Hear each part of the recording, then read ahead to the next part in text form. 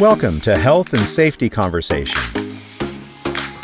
Here's your host, Tom Bourne. Hi, and welcome to Health and Safety Conversations. I'm your host, Tom Bourne, and with me today is Joe Meanen. Joe Meanen is one of the 61 survivors from Piper Alpha, the first oil platform lost in an explosion, also the biggest loss of life in a oil rig disaster. Joe, how are you? Good, thank you, Tom. Joe, tell you what, I've been wanting to get someone from Piper Alpha on, but as you can imagine, numbers are dwindling as time goes past. So thank you so much for coming on. Let's just have a quick chat. It's been 34 years, Joe. Does it seem that long?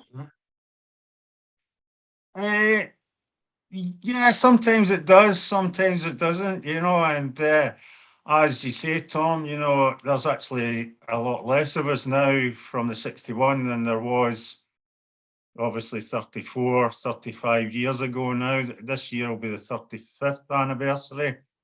And as you can imagine, a lot of guys would have been in their 40s, 50s, almost 60s back in that day, so 34 years ago, it's just unfortunate time catches up with everyone.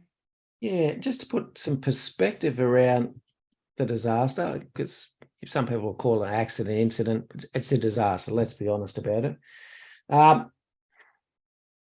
We talk about 61 people surviving. With the number that isn't actually spoken about is the 167 who actually perished. And that's huge by anyone's imagination. I would suggest there's not too many industrial accidents in the last 100 years that would match that for the death toll. Yeah, absolutely. Not so much maybe in developed countries, maybe in the undeveloped countries, third world countries, there's been, a number of, more people involved, as they're maybe a bit more labor intensive and stuff like that, but yeah, and absolutely it was a huge landmark in the oil industry back in that day. Yeah. So 6th of July, 1988. Is it still fresh in your mind? Oh yeah, absolutely. I can remember, as if it was yesterday, as most people would with major incidents that have happened in their lives, and absolutely. It'll be with me till the day I pass away. As you know, Tom, I do some talks regarding Piper and presentations such like. So yeah, I've always kept it in the forefront of my mind. Yeah. What sort of job did you do on Piper? And had you actually been there long before the incident actually happened, Joe? I worked offshore as a scaffolder, Tom, Okay. and I first went offshore in 1982 and worked on a number of different platforms in the North Sea, and ended up in Piper on March of 1988. That was my first trip on Piper Alpha. For those who don't know what being and working and living on an oil rig, what is it like? Yeah, a bit really scary the first few times you go out, and it's a whole new world, absolutely a whole new world for me. I'd kind of first heavy industry job I was working on was the construction of the oil terminal. They were building an oil terminal at Solombo in the Shetland Islands, Tom. So I was up there for 4 years or so, and that's where I really got involved in scaffolding and that was going to be my trade for almost the rest of my life, you know. So yeah, but when I went offshore, wow, it was totally different. Even just traveling there on the helicopters, it's yeah, pretty scary your first few times. Did they make you do the training about escaping from a helicopter before they took you over there? Yeah, they did actually. Yeah, I done my survival course before I went offshore. Yeah, so there was some firefighting involved in that, some theoretical work, and then you done your helicopter ditching and the pool exercise. Uh, to inflate life rafts and climb into them. It was quite realistic, but I actually really quite enjoyed it. Also, uh, jumping, you had to jump from a 3 meter board with a life jacket on, and that was, yeah, that was all came a bit relevant later on because Yeah. you were told, yeah, you were told that on the course, kind of if you jump more than or from above 30 feet with a life jacket on, if you didn't kill yourself, you could severely injure yourself by, uh, just by the force of the water hitting the life jacket. So, Yeah. yeah, it was all really interesting, actually. Now, Piper Alpha in the North Sea, off the coast of Scotland, bit of the pride and joy of British industry at that time. The most productive oil rig at the time in the world, producing they say 320,000 barrels of oil a day. It was also joined through pipelines to Claymore and Tartan rigs. Is that correct? That's correct. Yeah. They were all joined. There was a MCPO1 as well, Tom, Okay. and Piper. It was actually the Piper oil field, and Piper Alpha was the main platform within within the four platforms, and they all had gas and oil pipelines running back to Piper, and then the main oil and gas pipeline ran back to the floater oil terminal which was on the Orkney Isles, and that was also owned by Occidental. Yeah, So yeah. yeah, the Piper Alpha was the heart of the oil field. So from the other rigs, were they pumping gas to Piper, or what was going on there? Yeah, both gas, both natural gas, condensate gas, and oil as well. Okay, Tom, yeah. excellent. And Piper Alpha originally was only built to manage the drilling and processing of crude oil. Is that right? That's correct, yeah. And it was 1980. The government at the time brought in legislation to force the oil companies to produce, the and export the natural gas back to onshore because it was just really getting burnt off, and it was an awful waste of energy. So legislation was brought in to do that. Although Yeah. Piper was never designed, and as you say, in the first place for that, so there had to be a lot of modifications done to the platform to facilitate the gas production. Now, on the nights that it's Piper Alpha disaster actually happened, were you working, or had you finished your shift for that day? What actually happened on that day, Tom? We were working 2 weeks on, 2 weeks off. So I was actually coming, and me and some of my other colleagues were coming to the end of our 2 weeks. The 6th of July was a Wednesday. We had one more shift to do on a Thursday, and we'd be flying home on a Friday morning. So on the day of the 6th of July, we had been working a 15-hour shift, and we were in 4-man cabins. The other 3 guys in the cabin were also scaffolders. So during the day and even the night before, we knew that the movie Caddyshack was getting shown in the cinema that night.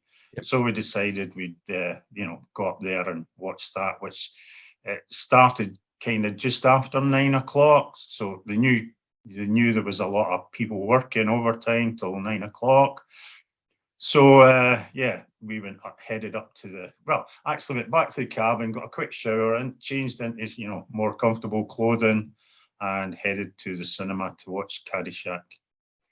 Right. And whilst you were watching the movie, when was it that you first got any sort of insight that there was an issue or a problem occurring?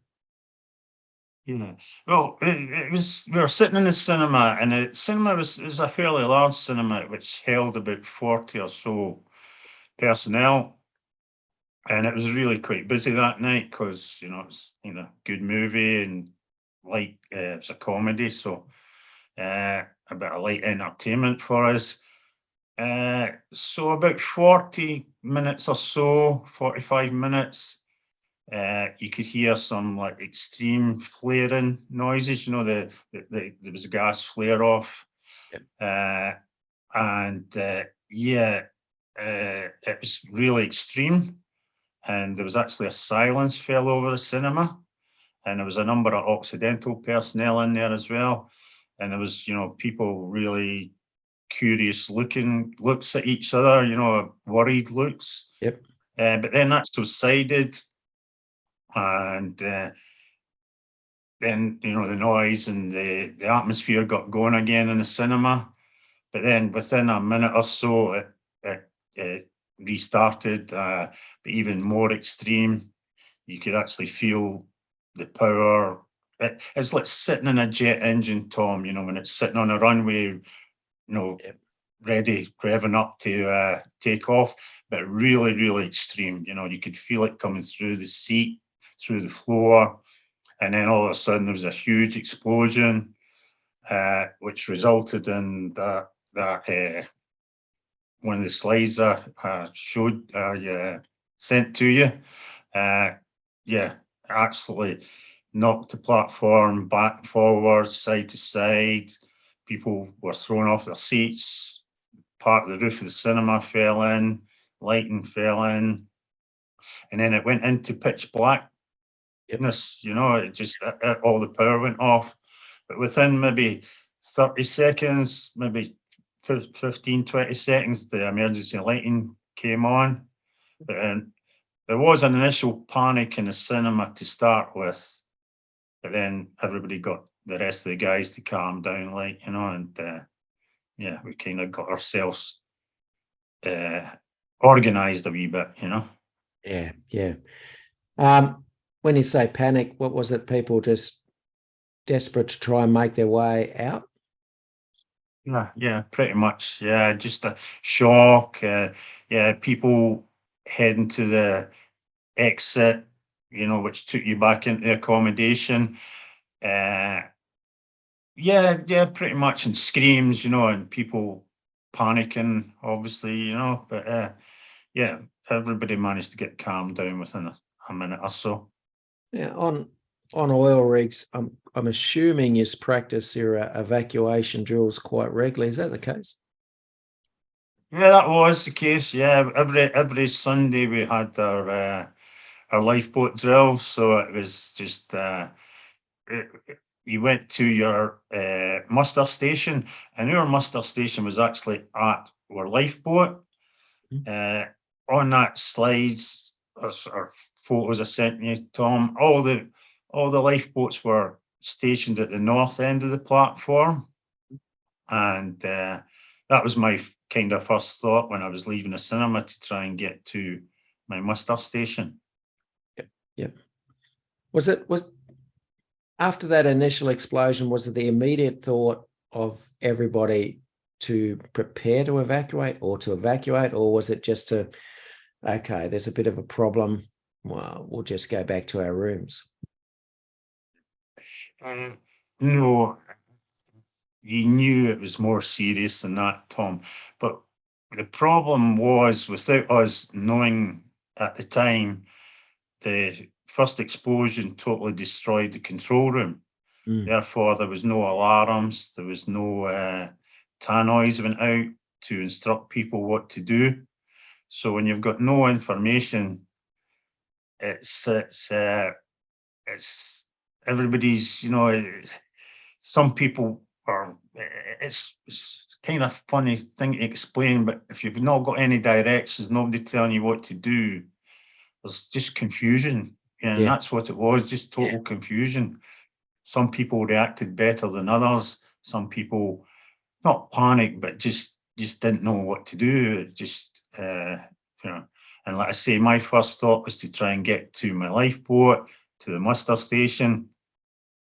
But as I went over to the west side of the platform, there was guys coming back saying, no chance, you can't get to the lifeboats that way. There's smoke and flames are too bad over the east side of the platform, and same that out that direction as well. It was just, total confusion. Yeah. Did you have a like a second process in place in case the lifeboats, you couldn't make it to them? Oh, when you done your survival course, Tom, you're always told that would probably be your last method of evacuation, lifeboat, and your first method of evacuation would be by helicopter. So after maybe 5, 6, 7 minutes, it just seemed to make my way up to the galley area, which was immediately below the heli deck, and it was supposed to be a secure area with a positive airflow, and also, fireproof to a certain extent, and it was a safe area for about 40 minutes or so.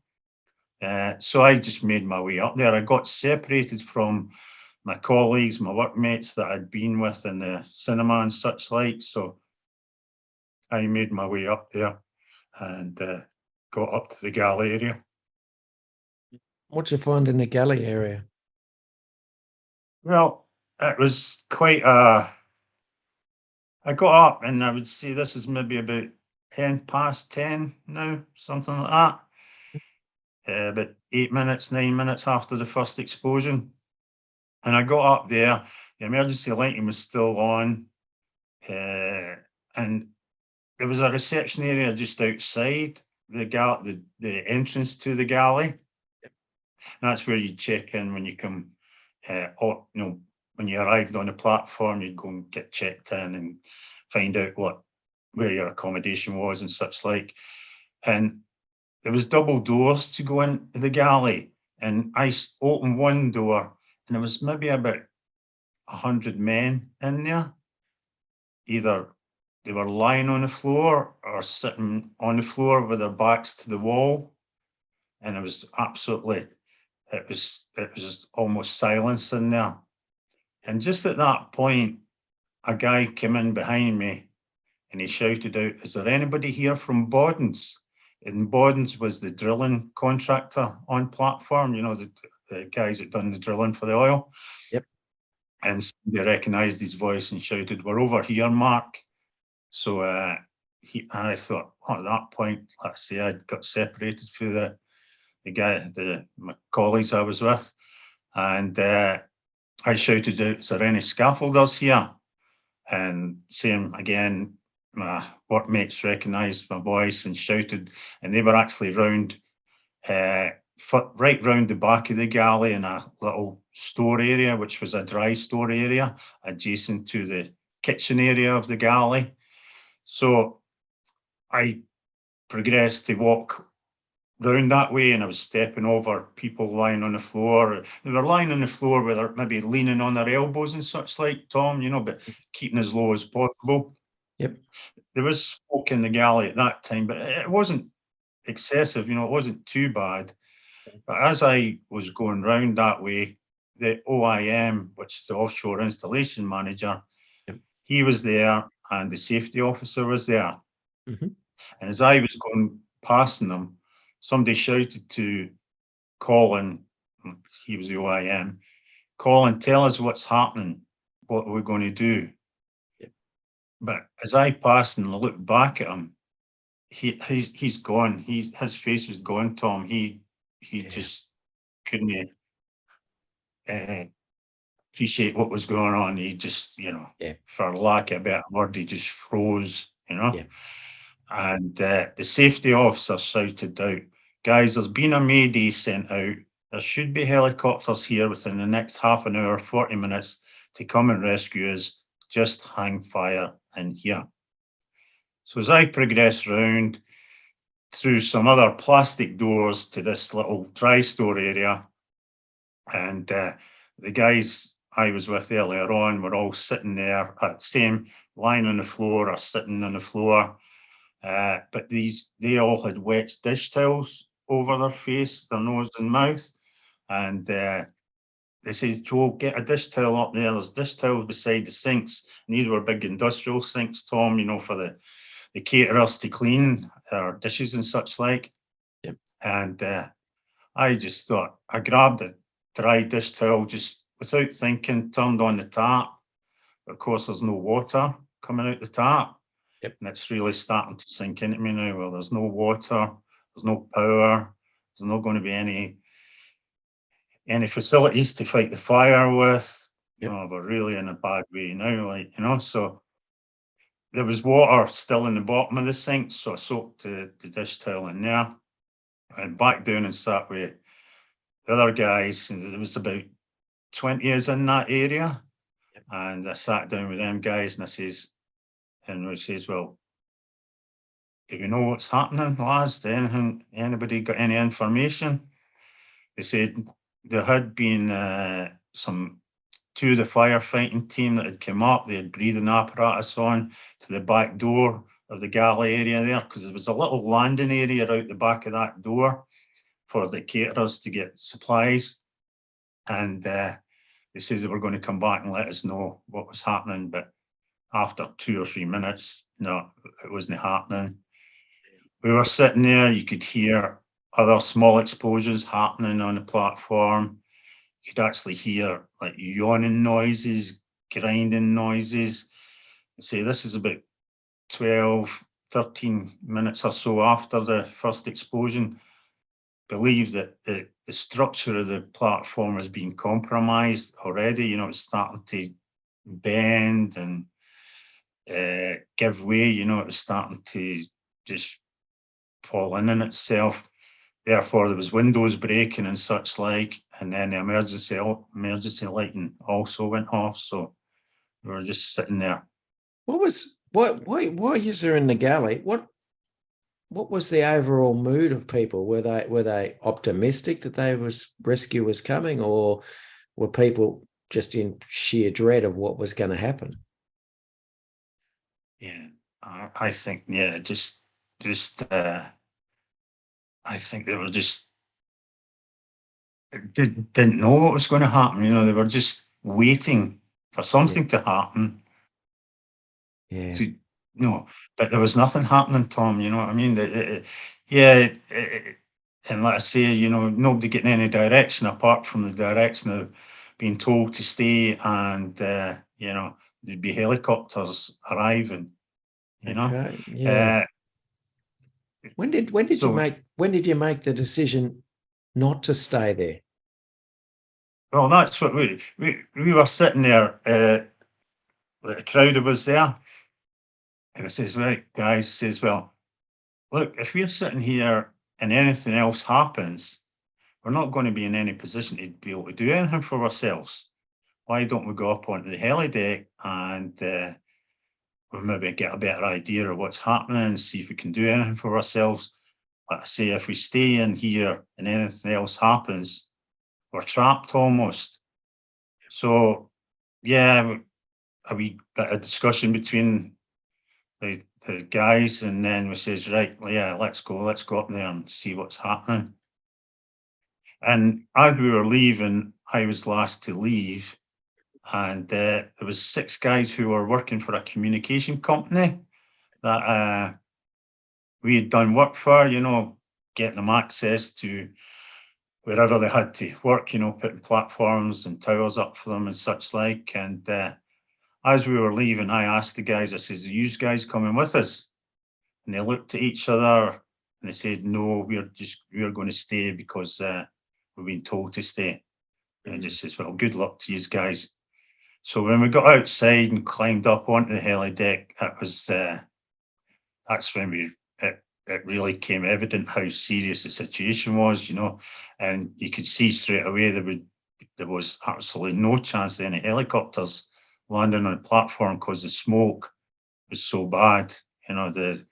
The first explosion had fractured crude oil pipes and that ignited, which caused really, really thick, black, acrid smoke to come right over the platform, engulf the platform. So there was no chance of any helicopters landing on Piper. When it became apparent to you that helicopters, there was no chance of them coming, how bad were you feeling at that stage? How desperate were you? Yeah, well, yeah, it was. I don't know if it was desperate, but it was just confusion and nobody knew what to do next.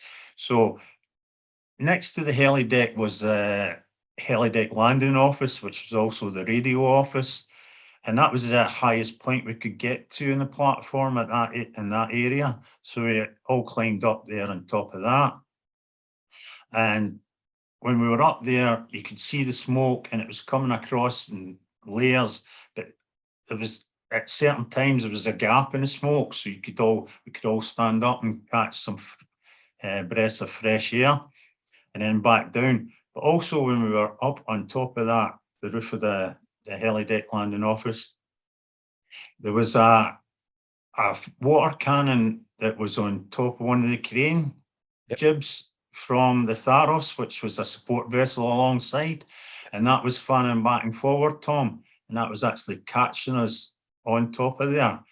And up until that point, that was the only water cannon that had been trained on Piper. But it was a catching us, and soaking our clothes and our hair and everything. And I actually believe that helped us out quite a bit later on. But when we were up there and a few of the guys were talking, and some were a bit more panicky than others, and some people were saying some prayers and stuff like that as well. And then somebody suggested, why don't we go over to the west side of the platform and see if the Tharos could possibly move a bit closer. I think somebody suggested maybe they could lay the crane jib down onto the emergency heli deck. We could climb onto that and climb down onto. I mean, it was quite ridiculous actually, because it would have been pretty much impossible. But anyway, we just got over the west side of the platform, say it was roughly 12 or 14 of us. And then the huge explosion, the riser from the tartan platform, gas riser fractured and just engulfed the whole platform. Didn't actually know what had happened then. We just, you just knew something horrendous had happened. Everybody just jumped back the way, like a rugby scrum, everybody on top of each other. And then by the time I got up, everybody just seemed to scatter in all different directions. It was just, everybody had gone. It was really, just every man for himself then, really. It was at that stage when the pipe ruptured that the experts suggest that was the point of no return for Piper, as literally the core of Piper and the metal around it started to melt under the extreme heat. So the rig's on fire, you're there by yourself. What did you do then? Well, I actually had run across this emergency heli deck, and I knew what I was doing, but it was a strange thing I done, and I climbed onto this radio mast and the internal ladder in the radio mast, and I was climbing up the way, and I was actually going nowhere. But as I was going up, the heat was getting more intense, and then I realised, and just at that point, I just thought, well, that's it, I'm dead here. But at that point also, Tom, something just came over me and took over what I was doing. I don't know whether it was a will to survive, a clarity of thought, a higher being looking after me or not. But I just come down, right down this ladder, which took me onto the level below the helideck, run along to the access steps that would, you use to either, if you're leaving the platform or arriving on the platform, take you onto the helideck, run across to the north side of the platform, had a look over. The huge explosion had cleared all the smoke away, the thick oil smoke, and I could see the water. Had a life jacket on at that point, took the life jacket off, threw it in front of me, took a few steps back, and I knew exactly what I was doing, but it wasn't as if it was an outer body experience. It was as if somebody else was doing it. And I took a run. There's safety netting around the heli deck, and it's got supports for the safety netting. I knew I had to try and get myself away as far as good from the platform.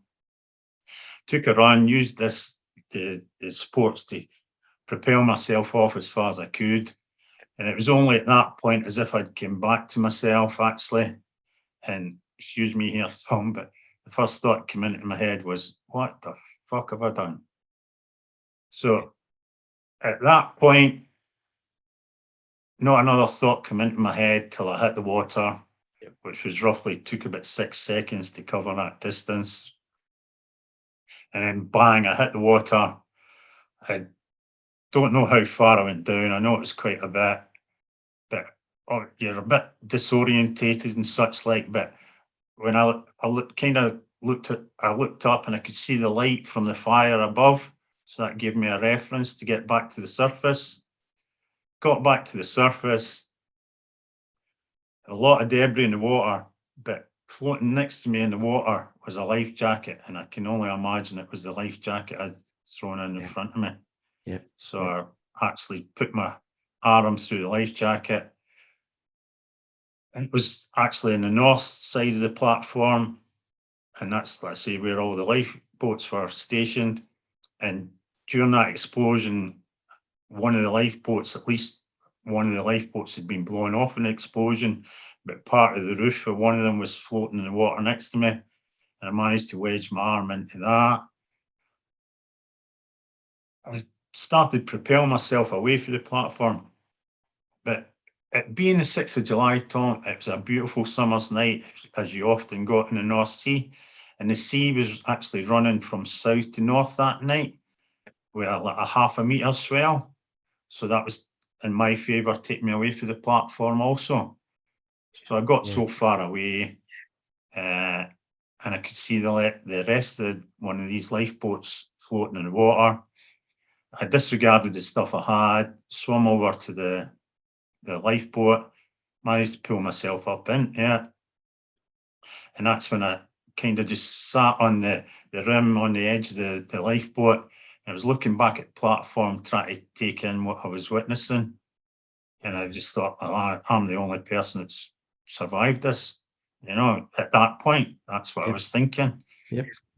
And then I was sitting there and I looked down at my arms because I only had a short sleeve t-shirt on. And I had these huge blisters on my arms. And I couldn't really figure out how that had happened. But everything was happening so fast as well, Tom, and just at that point, it was a fast rescue craft, inflatable fast rescue craft. But it's launched from one of the standby boats, and that it was heading to the lifeboat anyway. And they managed to pick me up, asked me if there was anybody else in the lifeboat. I said no. And they lay me down the side of the fast rescue craft and basically knew I was safe by then. So that's when my injuries, my adrenaline had subsided. My injuries started taking effect on me. I was kind of in and out of conscious there for I don't know, half an hour, 40 minutes or so. Yeah. Now you were taken to the Theros, which had hospital facilities on board. Yeah. When you got there, did you become aware that there were other survivors as well? I did. I remember them, let's say I was in and out of consciousness. I remember them taking me back to their standby boat and they put me into a stretcher, got me onto winched me onto the standby boat. And I remember getting winched by one of the cranes onto the Tharos. And then I got into the medical facilities in there. I think some of the doctors had arrived out from Aberdeen by that time. And I think I was going into shock at that point. And I remember, other people being in the hospital facilities. It was only like 8 beds or something in this, it was quite small, obviously. But there was only about 8 beds or so. But I remember them just saying, "Oh, I've had my shot of morphine." I remember getting it in kind of in the left cheek of my bum, and I could just feel it spreading across my body, and then it was strong stuff, that, because I was okay after that for a while. They get you back to Scotland eventually. You go into hospital. How long were you in hospital for afterwards? I was in hospital for just over 6 weeks. For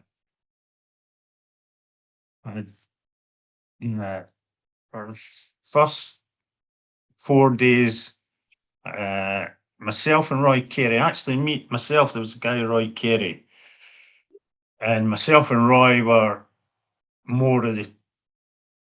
two of the more badly burnt survivors.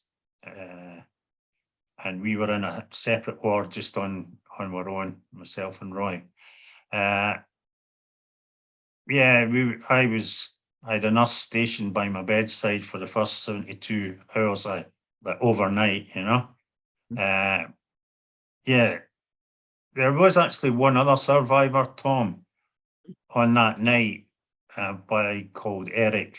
He was a French lad, but he died on a Saturday afterwards from his injuries. He was obviously the most badly burnt survivor. Unfortunately, he passed away on the Saturday after. But yes, 6 weeks or so for 4 major operations for skin grafts, and another 3 after I'd left hospital also.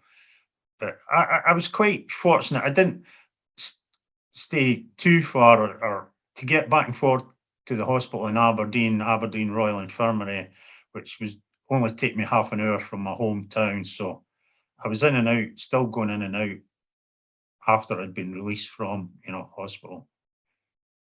167 deaths. How did that affect the community? I'm gathering it might have been a fairly close-knit community of people that basically went and worked on the oil rigs together. Yeah, absolutely, Tom. I would say more of a community on the platform, because there's a lot of guys from north of England, some from South England. I think there was 19 of the divers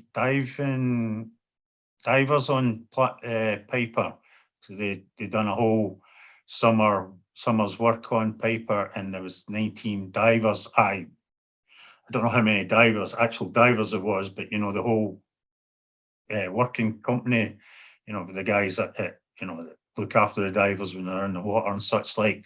And some of them were from Ireland also, so it was quite spread out. But I would say probably maybe 40% of the personnel that were on Piper would have been maybe live within 25 miles or 30 kilometres, 40 kilometres of Aberdeen.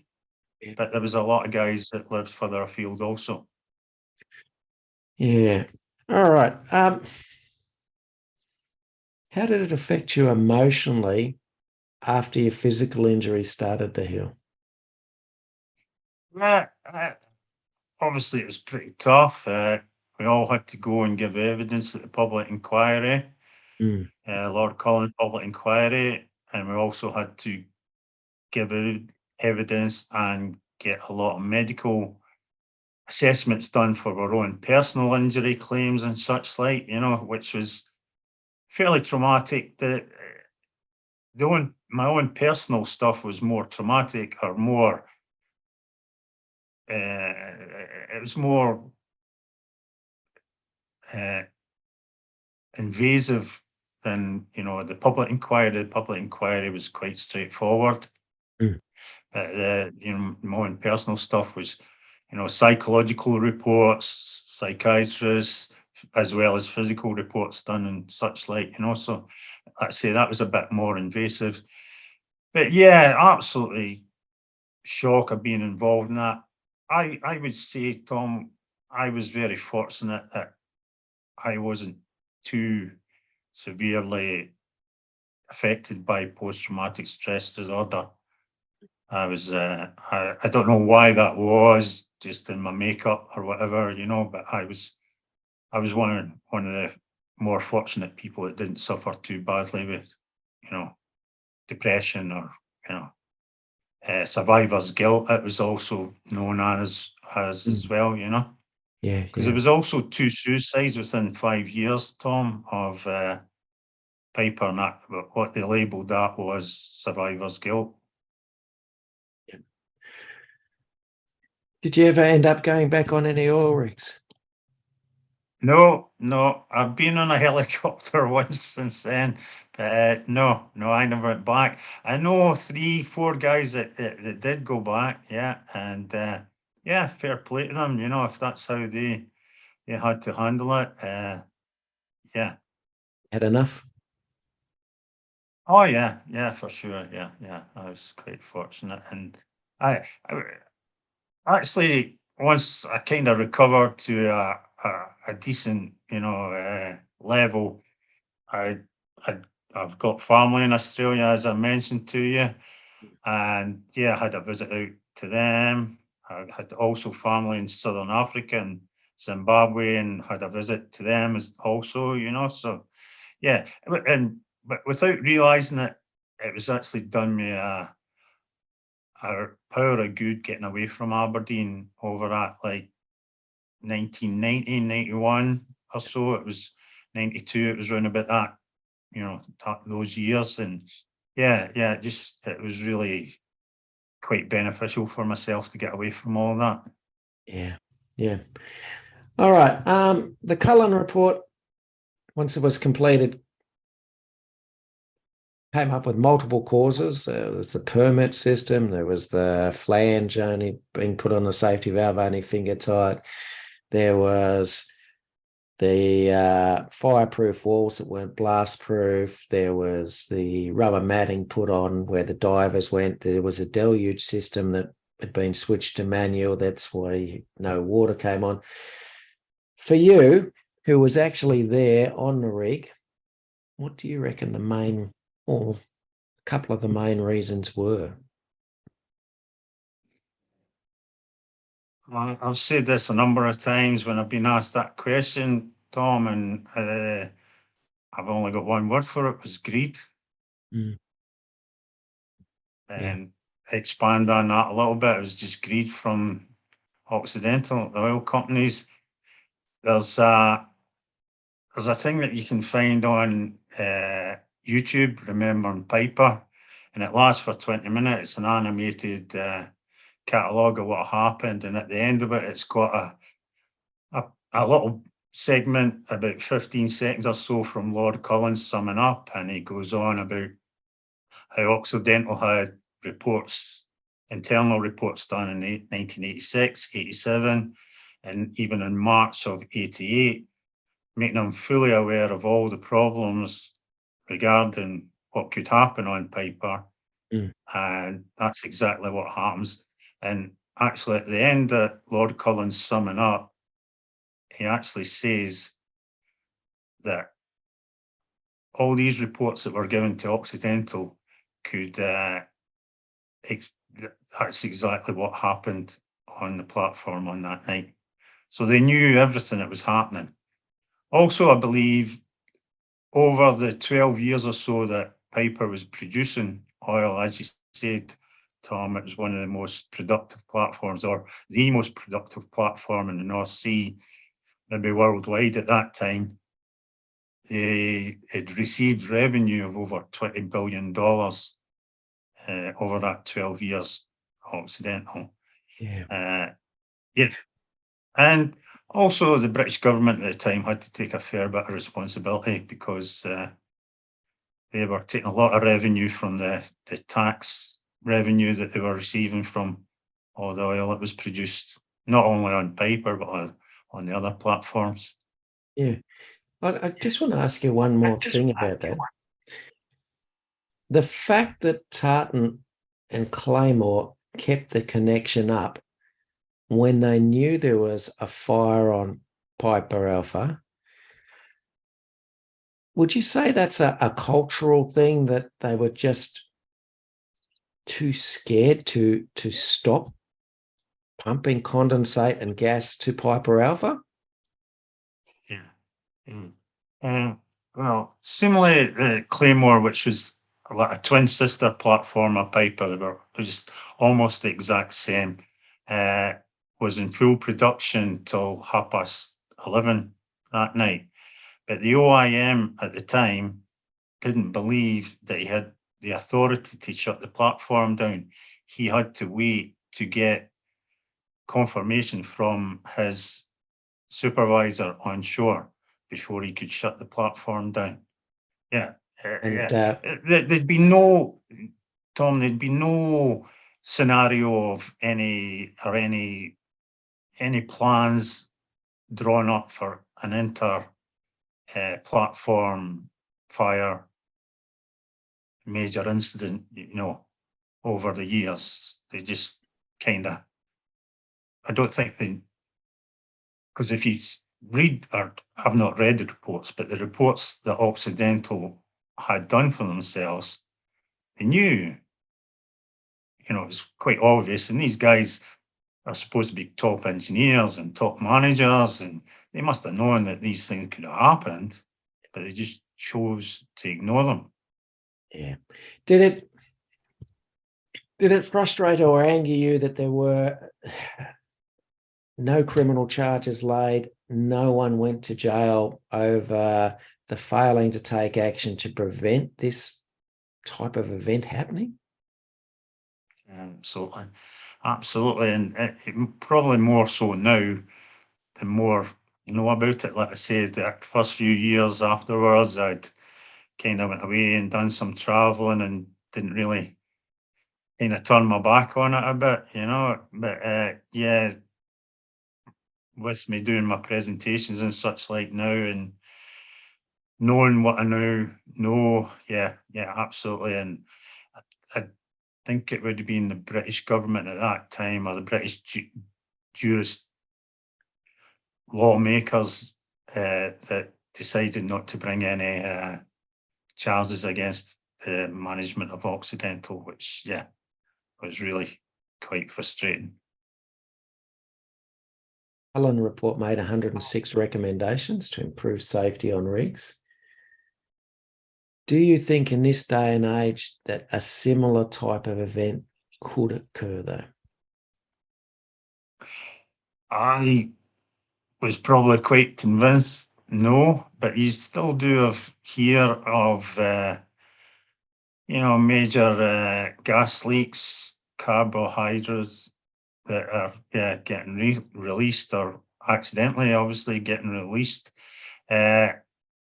close calls, such like subsea safety valves have been all installed in all the pipelines and such like now, but I've also heard the incidents that some of them are not getting, shutting properly, closing properly. They've got defects, faults, because they're not being possibly maintained as well as they should have done. And as, let's say third world countries where there's oil development going on, drilling platforms, West Africa, off China and such like, Far East, yeah. And then obviously we had the Deepwater Horizon. Yeah, and I couldn't believe something like that could happen in 2010. And fortunately enough for them guys on there, most of them got off safely. Yeah. All right, Joe. We've basically run out of time. I just want to thank you for coming on the show and actually telling your story. I'm sure a lot of people will benefit from hearing it. Feel free anytime to reach out to us, and you've always got a place to stay over in Perth if you ever head down here, mate. But for now, thanks very much, Joe. Yeah, hopefully, Tom, I'll maybe catch you for a beer over in Perth at some point. That would be great. All right, take care. Cheers. Thanks for listening to Health and Safety Conversations with Tom Bourne. Until next time, stay safe and enjoy the rest of your week.